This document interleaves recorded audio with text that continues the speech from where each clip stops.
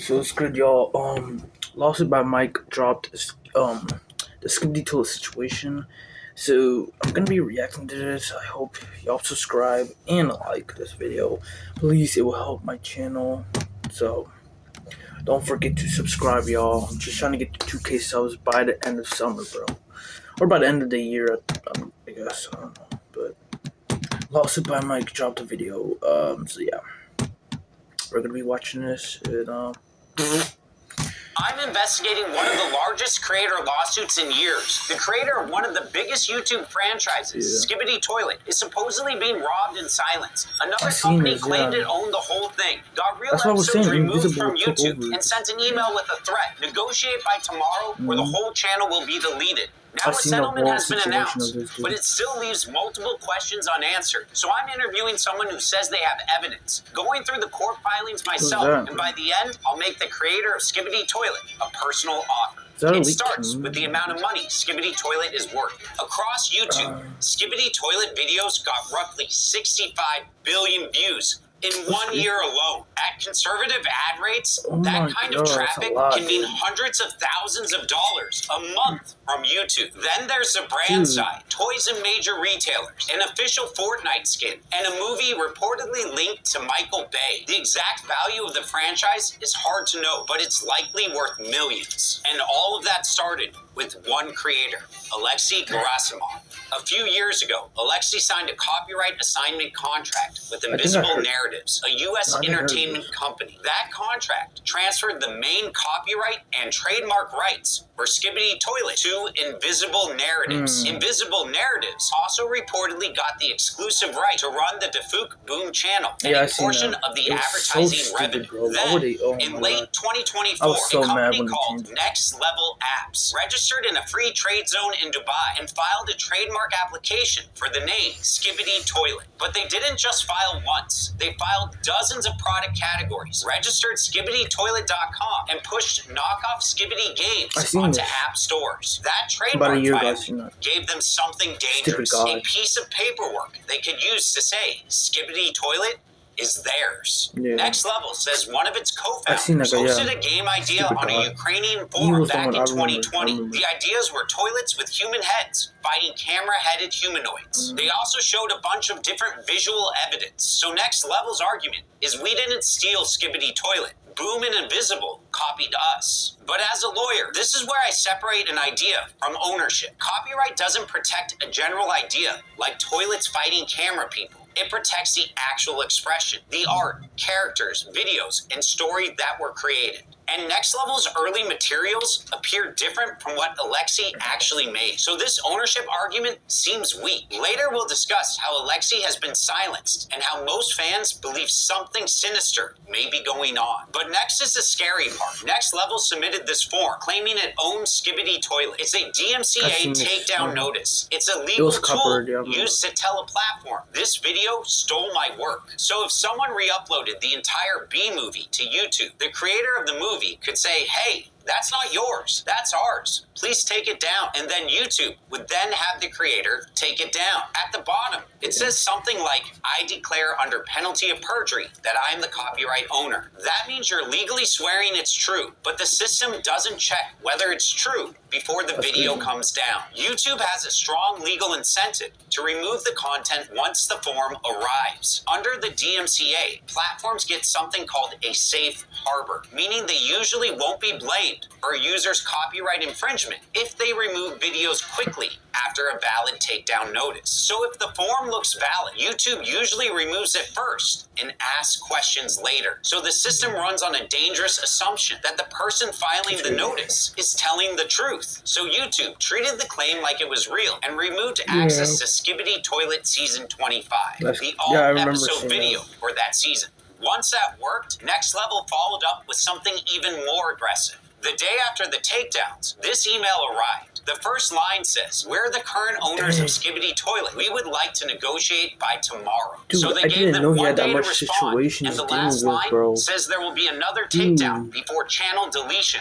These takedowns are devastating for a channel. A channel at the peak of its season looks like this. It's getting millions and millions of views. So when someone issues a DMCA takedown, those views can drop drastically. Invisible So Narratives he lost, claims the company lost millions of viewers and significant ad revenue. What makes it even worse is while the real Skibidi was losing millions of views, Next Level started posting knockoff games and clips. And when Invisible Narratives allegedly tried to take down those knockoff uploads by filing their own copyright takedown forms, Next Level filed counter notices to protect the fakes. Yeah, it was extremely messy. A federal judge in Northern California looked at the whole case and granted an emergency temporary restraining order, which is a court order meant to stop someone before more damage happens. Judges don't give emergency orders very often. Emergency relief means the court saw a serious risk of harm before the normal process could play out. That's a major early win for Invisible Narratives. But then the judge turned the emergency order into something stronger, a preliminary injunction. That basically means a longer lasting restraining order. Next Level violated it anyway. YouTube took down episode 77 because of an old takedown request that Next Level never pulled back. The episode stayed offline for 57 days. The court found Next Level in civil contempt, and they had to pay $160,000. So legally, Invisible Narratives was winning the early fights. But that brings up a stranger question. Where was the guy who actually made Skibidi Toilet? The federal lawsuit is in stupid ad, y'all. Invisible Narratives versus Next Level Apps. Alexi's name isn't on it. He's not a plaintiff. Legal standing means you have the right to bring the lawsuit yourself. And when you give someone else your copyright, you usually give them the right to protect it in court too. That means Alexi likely couldn't sue Next Level and couldn't file his own takedown. He probably gave up those rights when he signed the contract. And this is where I have two opinions at once. Don't give away all your stuff to a company, bro. I get why Invisible is the plaintiff. It owns the assigned rights. It's the cleanest party to sue. But personally, I also think fans are right to care about Alexi. Fans didn't subscribe to a copyright assignment. They subscribed to Alexi's style, his weird humor, and the world he built, one episode at a time. Then, the fight moved outside the courtroom. Leaked Discord messages started spreading where Alexi told fans he felt completely isolated from the process. Other screenshots made fans question whether he was even being paid. Alexei was not being paid, or at least have big problems with getting paid. I spoke with a former employee of Invisible Narratives. What he told me that Alexei had problems receiving money because he was Russian. When Alexei gave the Skibidi rights to him in 2023, US sanctions against Russia made it very hard for him to get paid by American companies. Fans also pointed to leaked messages where Alexi allegedly said he felt trapped, scammed, and lied to. He sent messages to some YouTubers and saying that he was not being paid and was almost broke. He also said that he lost control of his YouTube monetization in 2024. So if that is true, then he basically lost his main income from the channel.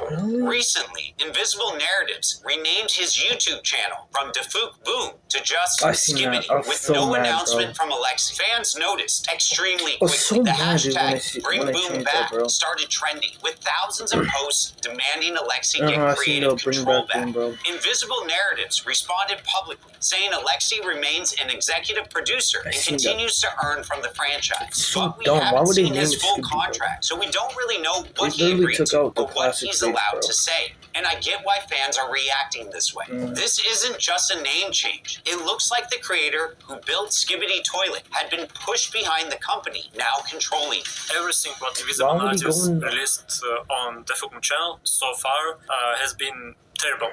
There is no even Skibidi, it's just corporate stop. This explains the emotion behind the backlash. To fans, the contract didn't just move rights. It changed who they felt was steering the channel. And legally, that makes sense. Alexi signed over the IP and exclusive rights to run the channel to Invisible Narratives. Invisible Narratives has also said parts of the agreement are confidential. So when fans say, let Boom speak, they're asking a fair question. Can the original creator explain what happened without getting hit with a breach of contract lawsuit? A journalist said he spoke with Alexei, but the full interview never came out because Alexei wanted to prove his quotes. According to the journalist, there were some very interesting restrictions in place. He is not allowed to publicly speak on Invisible Narratives, Skibidi Toilet, or his contract. That backs up what fans are worried about. His silence may not be a choice. It may be part of the contract. Invisible also says it didn't tell Alexei to stay quiet. It says it encouraged him to speak, at least to trusted creators. But one screenshot Invisible published shows Alexei saying he was staying inside boundaries that were safe for him legally and reputationally. But the question remains, what can Alexei actually say without violating his agreement? Do you think Alexei needs a lawyer? Yeah, I think he definitely needs a lawyer. Fans deserve a clear answer, and Alexei deserves a chance to speak for himself. So Alexei, if you're watching this, you may have signed something that prevents you from publicly discussing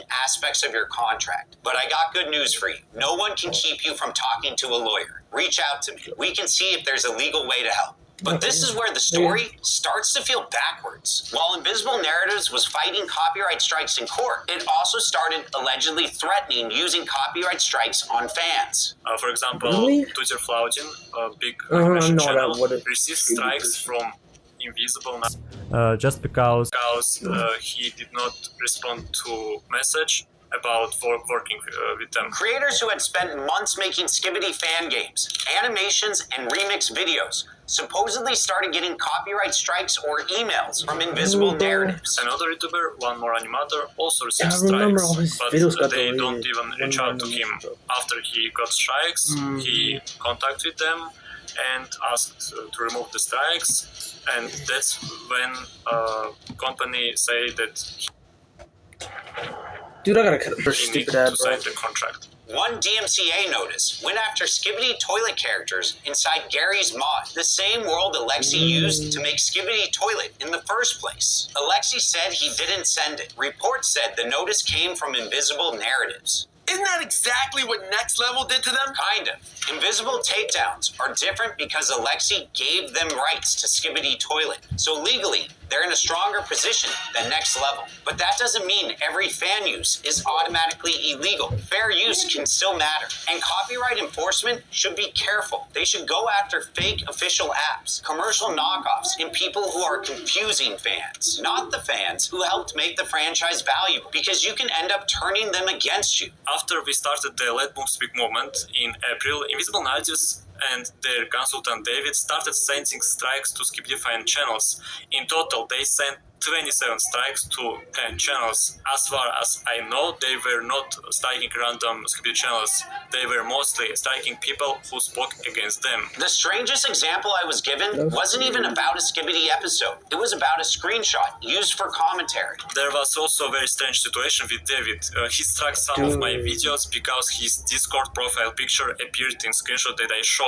His public Discord profile picture, and he claimed copyright ownership of it. In my opinion, showing someone profile picture inside screenshots of commentary is not the same thing as stealing someone's artwork or content. It was part of the context I was talking about. If true, I agree with that. That's where fair use matters. A screenshot used to explain a controversy is very different from stealing someone else's content. Just because you have the legal right to do something doesn't mean it's the smartest move. A lot of game companies learned this years ago. Some even let creators make videos about their games because they know fan content can help the brand grow. But imagine being the kid who spent 6 months making a Skibidi fan video only to get a copyright strike or email from the company. To a fan, that can feel like betrayal. To be fair, Invisible says that the licensing deals were to form an alliance that was supposed to give some creators a licensed way to build and monetize inside Skibidi. And they produced a text message allegedly showing Alexei approved of some takedowns, at least back in 2024. And that's what makes this whole case so strange. On paper, it's Invisible Narratives versus Next Level. Two companies accusing each other of taking control of a franchise through lawsuits and takedown threats.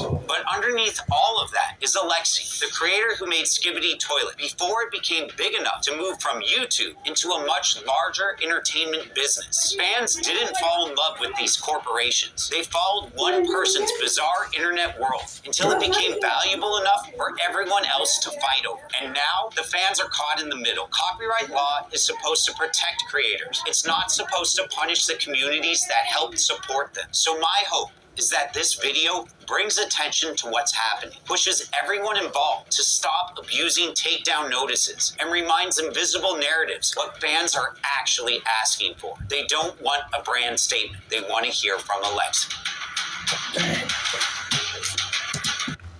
Wow, y'all. That's crazy. Wow. I didn't know you had that much to deal with, bro.